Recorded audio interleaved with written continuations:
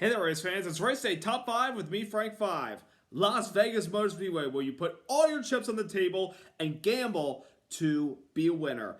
And yesterday, we saw a gamble that paid off to start the round of 8 that sends one of our round of 8 drivers to the championship 4. Let's get into all that went down in Vegas yesterday. Number 1, Joey Logano captures his 3rd win of the season, winning yesterday's South Point 400 at Las Vegas Motor Speedway, holding off Ross Chastain, Kyle Busch, Chase Briscoe, and Denny Hamlin for the victory, and he has officially punched his ticket to the Championship 4. Joey Logano this year, for the most part, has been quiet, but has sometimes remained consistent at times. At the beginning of the season, he got his first win of the year in a kind of controversial fashion by bumping William Byron out of the way, coming to the white flag in retaliation for something that happened on the restart early on in that race. Logano bumped him out of the way. He went on to win the race. Then he would win the inaugural Gateway race earlier this year by beating Kyle Busch. And of course, both of them were pretty polarizing drivers, but I think most of the fans were on Logano's side that day when he beat Kyle Busch. Then they went to a stretch where they were running pretty well, but they weren't really contending for race wins. In the playoffs this year, they've been above average for the most part. They've done the bare minimum, and they've done what they needed to do to remain consistent and be above the cutoff every time they go into an elimination race. And they've done that. They've run well, they've had some good results, and they've shown themselves to be a really strong contender. When they made it to the round of 8, I had a good feeling that Joey Logano was probably going to lock himself in the championship 4, knowing he's a former Cup champion and he has the experience to do it. And yesterday, he put on a clinic, had a very fast race car. He was hanging around the top 5, top 10 for the most part, kind of top 3. He was a real contender at the very end of the race. And then late in the race, when we had a couple cautions, he decided to come down pit road and put on some 4-first tires. Great call by Paul Wolf, the crew chief. And that sent him straight to the front. He rocketed to the front with those tires and a fast race car and was closing on Ross Chastain, who had been dominant the entire race. At the end of the race, they raced hard and clean. Of course, those two kind of have had a thing against each other where they don't necessarily race well against each other. They are pretty aggressive towards one another, but they're both very aggressive drivers. But yesterday, the end, both of them, Logano and Chastain, put on a clinic with good, hard, clean racing in the battle for the victory. Those first tires, though, in Logano were the main difference in why he went to victory lane. And he was able to get by Chastain, held them off, and never looked back, and now he's in the Championship 4. And I can guarantee you that Joey Logano in the Championship 4 makes him a contender. Don't say he's an underdog. He is no underdog by any means. He is a championship contender. He's a former champion. He's done this before. He could do it again if he could put it together. But a great job by Joey Logano and Paul Wolf for that tire gamble that they took late in the race yesterday to come down, put on 13-lap fresher tires, and just drive straight to the front. Just a great job by Joey Logano and the 22 team yesterday. And now they're championship 4 bound in Phoenix. Number 2, Ross Chastain dominant, but comes up one spot short. Ross Chastain had arguably the best car yesterday. He was so fast on the long runs. I mean, we saw the speed in his car. We saw the speed in his teammate Daniel Suarez's car. Chastain was very strong. Remember early in the spring here in this race, he had a very, very fast race car. A car capable of winning the race. Unfortunately, the speed and the handling fell off in the later part of the race, and he ended up losing out to the Hendrick guys. But this time, he was strong again. This time he lost out to a Penske driver. But again, as I mentioned, great hard racing at the very end between him and Joey Logano. He put up a fight. He put up a fight on those old tires. I will give him credit. He had a great race car. It shows you how strong he was yesterday. Not just on those fresher tires and those older tires. It just shows you how good he was yesterday.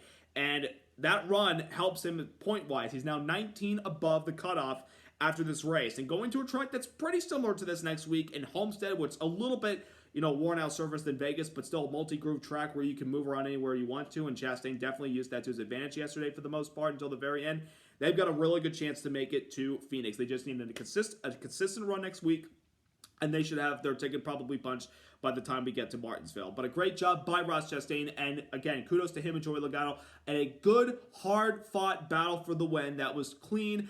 There were aggressive moves at times, but at the same time, they didn't race each other dirty. They raced each other hard and fair. So a great job by Chastain and the Trackhouse team yesterday, putting themselves in a good position to go to the Championship 4.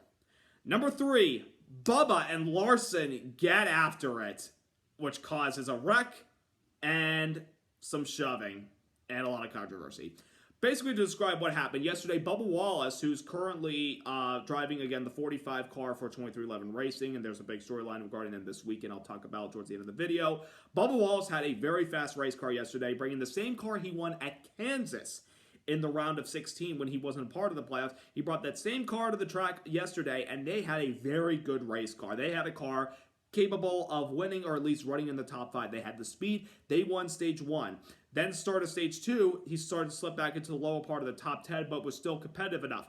But then a couple laps in, coming off of turn number 4, Kyle Larson, who got eliminated last week from the round of 12 due to breaking the right rear tie rod of the race car and knocking him out of contention to try to have a chance to defend his title, got loose off of turn 4 on the inside of Bubba while they're trying to pass Denny Hamlin in front of them. Larson slides to the track just a little bit, and Bubba hits the outside wall. Not really that hard, though. He hit it, but it wasn't hard enough to knock him out of the race.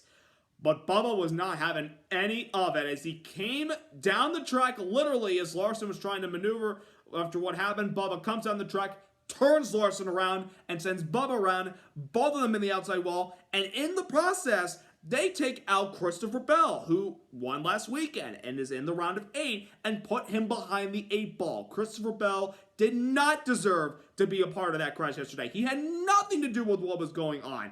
And in my opinion, Bubba Wallace overreacted for absolutely nothing. Nothing.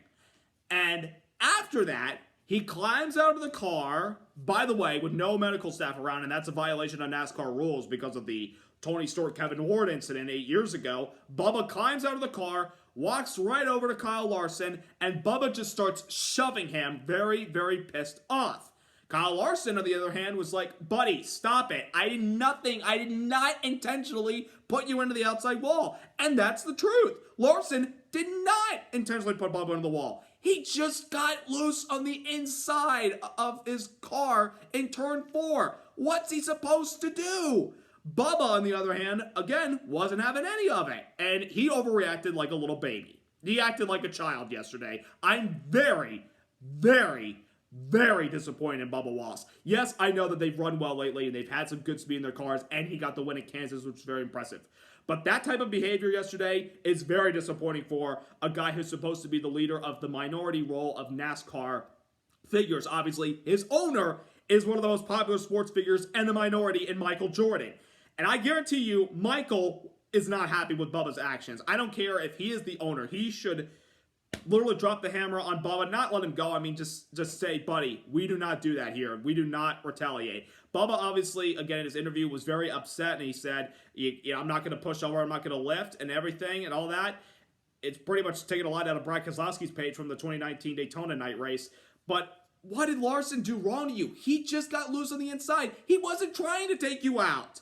He wasn't trying to take you out. You overreacted and turned him for nothing, and in the process, you took out one of your Toyota counterparts who is running for a championship, who is trying to make it to the championship 4, and you now put him most likely in a must-win situation because of where he finished yesterday, 34th.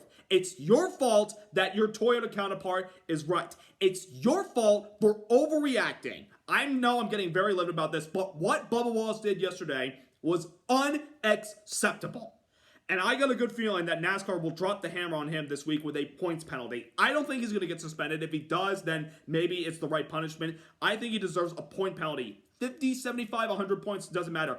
Give him a point penalty for that type of behavior. That was unacceptable. You took out a guy who's trying to fight to get to the championship 4, and you took out a guy who literally did nothing wrong to you. He got loose. You overreacted, buddy.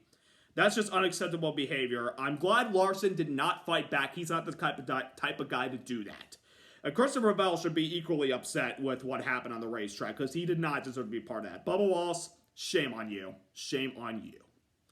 Number 4, playoff drivers that didn't capitalize on the opening round of the round of 8 yesterday. What couple of those guys happen to be 2 of the sport's young drivers. I already talked about the Christopher Bell. There's no need to get into that. How about 2 of the guys that are best friends? Chase Elliott and Ryan Blaney didn't have the good results. Let's talk about Blaney first. He had a very fast car like Chastain and Joey Logano, quite capable of winning the race.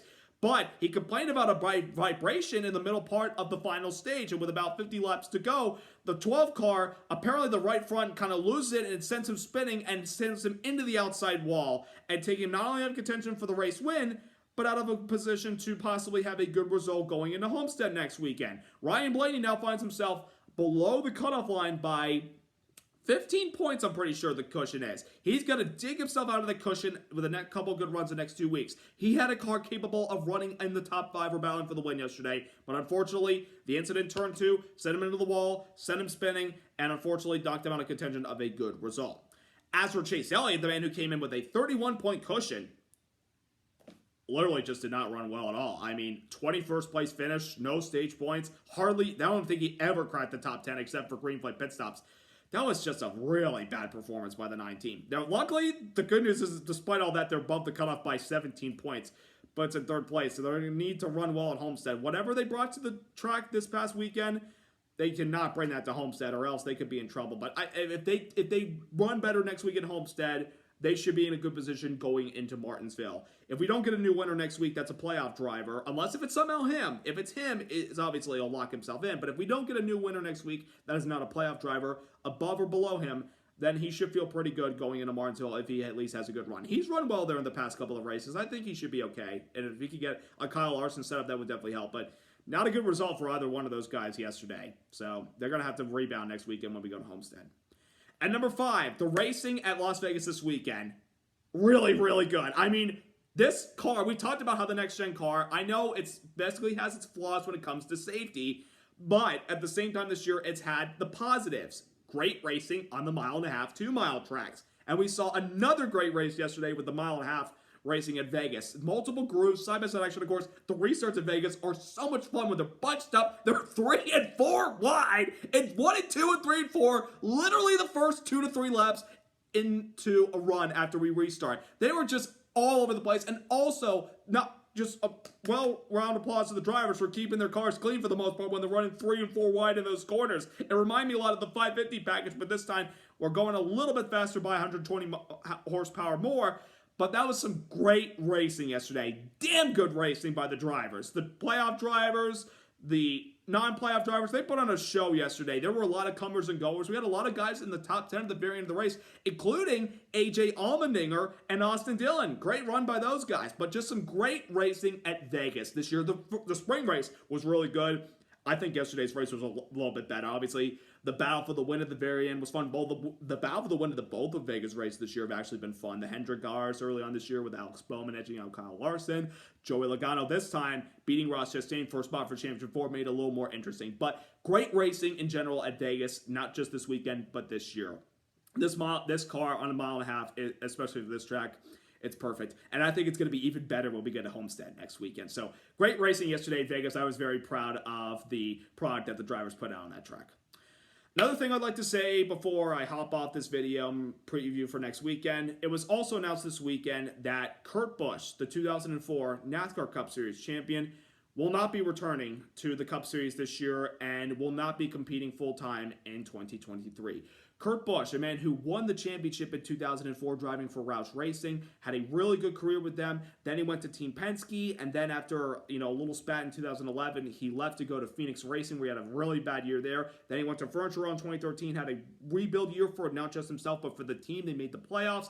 2014, he joined Stewart-Haas, gets back to victory lane with a win at Martinsville, and he continues to build on a good reputation for himself and slowing down the anger that he sustained in the late 2000s, early 2010s by having some good years with Stewart-Haas. Won the Daytona 500 in 2017. Won the night race at Bristol. My first Bristol night race that I attended, he won, and that was very special. Then he joins Ganassi in 2019, has 3 good years with them in the final 3 years of that team, winning at Kentucky, beating his brother Kyle Busch, winning at his home track in Vegas, although without no fans. That was really kind of a dull moment, but still it was pretty special. And then winning on the final race of the Old Service of Atlanta last year, beating Kyle Busch to do it. And then he won in his first year with 2311 early this year at Kansas, beating another Kyle, but this time Kyle Larson, in a great battle for the victory. But Kurt Busch has been out of the car ever since he had sustained a concussion-like symptom in a qualifying crash at Pocono in July. He's not been back since then. Of course, he still kept his waiver for the playoffs alive until he decided 2 races to go before the season. Regular season ended and the playoffs begun. He said, "I'm withdrawing my playoff eligibility. I'm not healthy enough." And I felt like, well, he's not going to be part of the playoffs, and maybe he could try to come back at the end of the year. But he was pretty emotional in his press conference at Vegas this week, saying, "I'm not 100% ready to come back, and my body and I can't take it as far as running a full schedule next year." So Kurt Busch did not announce retirement from racing. He still would like to run a couple of limited races here and there, and I think they'll probably make that happen. But it's not how I wanted him to end his career, and it's sad.